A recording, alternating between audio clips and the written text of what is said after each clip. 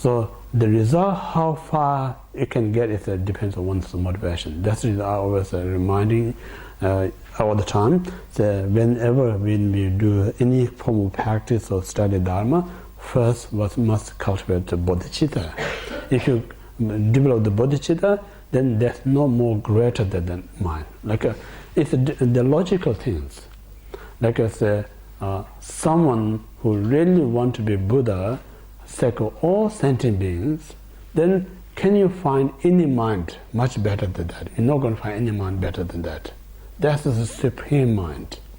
So this supreme mind no discriminate. Say you are student, you can't have this bodhicitta. I'm a master, I can have it. That never discriminate. Or you say you are poor, you can't afford, you can't have bodhicitta. I'm wealthy, millions of dollars, I can afford it. They not discriminate. So anyone who has the mind has the eligible to cultivate this great mind. So since this opportunity right in front of us, then why we not choosing the best one? You know? So this reason is always like when you choose this bodhicitta, then every other you wish to achieve in your life or future life, everything includes there. Nothing is excluded. But normal our motivation, we think it's a great to think that way, but lost thing we excluded there. You know? So almost like a smart person, when they buy things, make sure everything in there. Then you don't need to hassle again and again. You know, if you're not smart enough, buy one part, then next time say something not doing well, then you have another part, and then you have and then your computer will lost in mess. You know, buy all sorts of parts. You know, get confused. So similar thing our mind. So it's right at the beginning. It's good to have the perfect motivation, the bodhicitta. So now I'll come back to the parting, the second, if you have attachment to samsara, you know, have a renunciation. So how to renounce samsara is so important. Like lots of I mentioned, like people talk about samsara. Samsara means like say someone lots of kind of chaotic going on in your house or in the kitchen or workplace or dining place, or so we call that samsara. Almost like a samsara is out there. Yeah, we always think that way, but samsara is not out there. Samsara is our mind. You know? So what we renounce, we say, we not talk about renounce out there.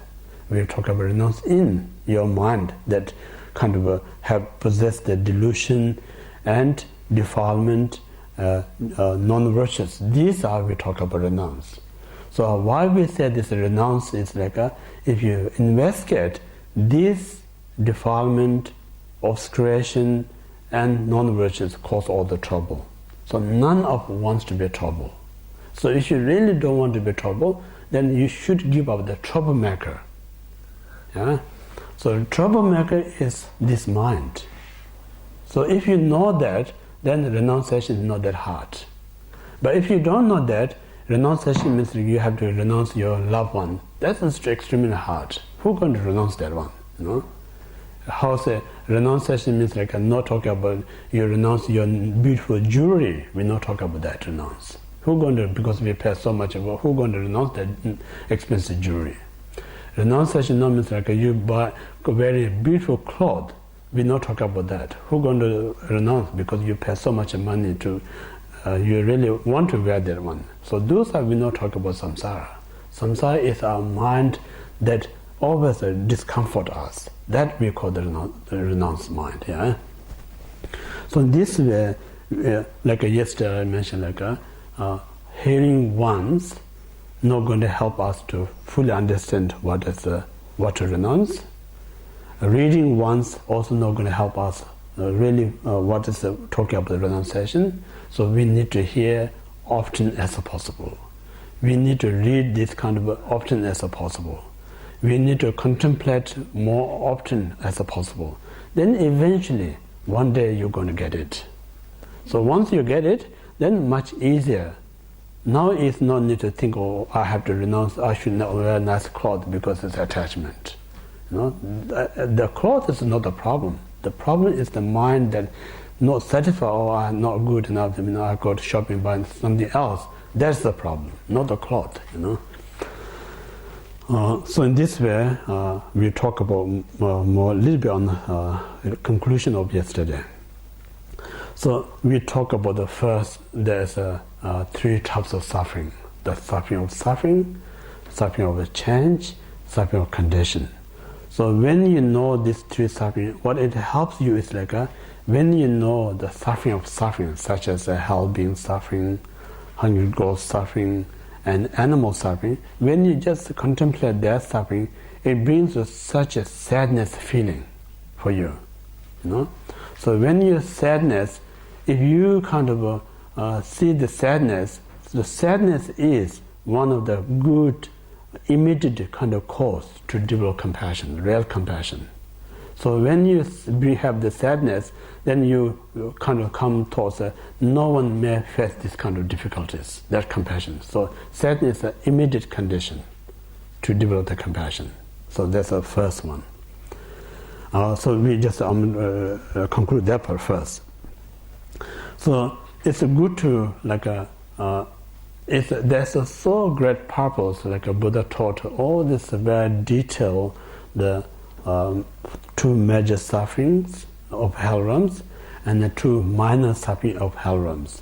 Two major is 8 types of cold hell realms, 8 types of hot hell realms.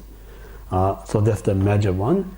Then minor one is we call the neighboring each man, what we call the hell.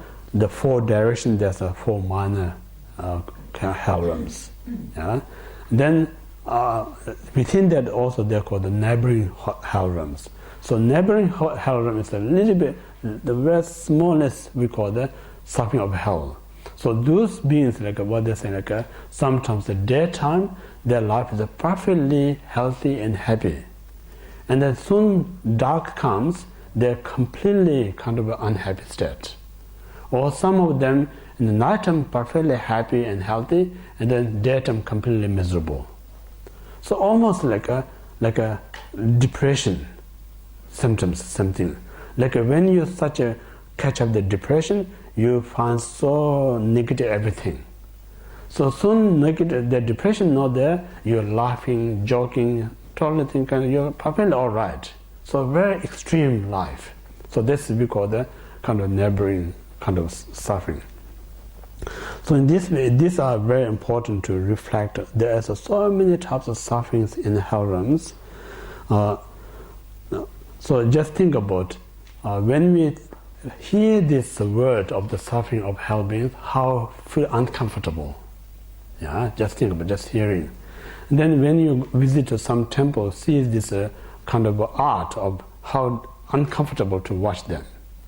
And then just think about when we little bit cold, how we uncomfortable. When we feel very little bit hot, how uncomfortable. So these help us understand someone actually experienced right now there in this tremendous suffering, unbearable. It's what we're saying when this type of suffering comes to me, then how I'm going to bear? Impossible. Even small things I cannot bear. One day these big things come to how I'm going to bear. Impossible. So now we think, do I have a confidence? I'm not going to experience that. We don't have any confidence. Do I have a cause to experience that suffering? Yeah, we have a loss of cause, because the cause of the suffering that we describe in hell realm is out of anger motivation. And out of anger motivation, mentally, vocally, physically, whatever you committed karma, all this karma is a cause to experience the suffering of hell beings. So now we think each and every day how much we're creating negative karma out of the anger motivations. Yeah? So in this way,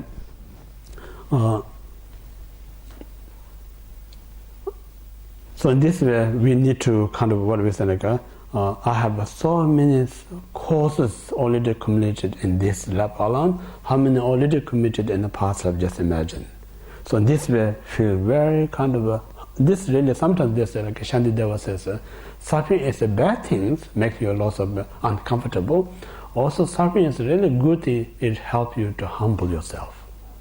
No? Lots of times we have an ego. We think that I'm not have a suffering enough. If you really suffering, it's humble you. That's the one good thing Shantideva stated. And then Shantideva also stated suffering is a good thing to have because the suffering helps you to cultivate compassion. Without suffering, hard to develop compassion. That point of view, suffering is a good thing to have. Suffering also good things to have because the suffering helps you to develop the renunciation mind and bodhicitta mind. If you don't see suffering of yourself, if you don't feel others are suffering, then there's no interest to reach enlightenment. Why you want to be reach enlightenment? Because the prime goal, you want to be Buddhahood, to help others. Reason you want to help others, you know they are suffering. So in this way, if you look in the positive perspective, suffering is the creator of many good things. So in that point of view, we don't even feel bad ourselves when we suffer. We should be grateful. That's the reason we call the human is the highest kind of life to practice Dharma, because we not seeing like a suffering worse than hell beings. Neither we not saying our happiness is greater than the God beings, but we have this enough to suffer, we can feel it. And then our mental capacity is far more capable than God and the hell beings. So that's the reason human life is a perfect life to practice Dharma. So while we have this human life, so now because all this reason, then say I must practice pure Dharma. Yeah, the reason I should practice pure Dharma to free these problems. So that's where to realizing what we call the non-virtues that we committed in this life, non-virtues that we committed in past life. All these kind of motivate us to now I must practice the real Dharma. So if any Dharma is not good enough, we need to talk about the pure Dharma. So pure Dharma means someone says nice things to you, this is the Dharma, that Dharma, that's not good enough. You really reliable kind of text is important. That's the reason we call always the departing from the poor attachment, or some valid Tibetan master kind of give the speed instructions, or some great Indian master taught about the teaching. Those are the really pure instructions.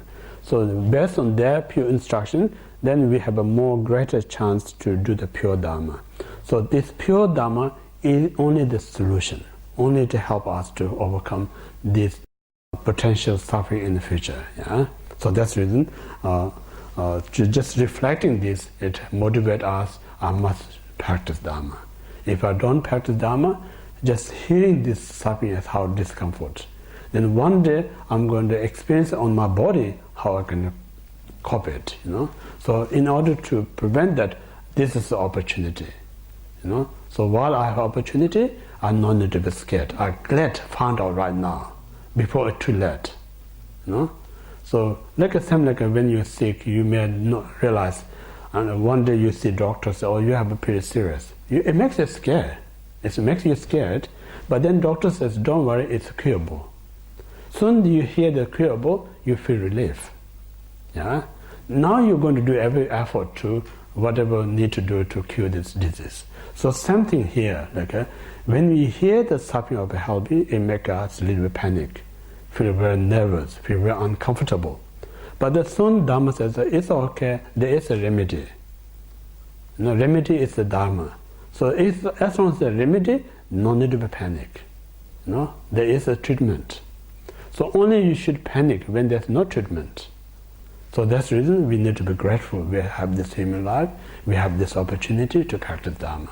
So while I have this opportunity, I should not rest. So these things you have to reflect again and again and again. Then naturally, just reflecting more again and again, it's just creating the really kind of a strength of your practice Dharma. Without reflecting, just hear, oh, this sounds all right, or makes sense, then you're not reflecting, it just comes and goes. So that's the first, the suffering of suffering hell beings.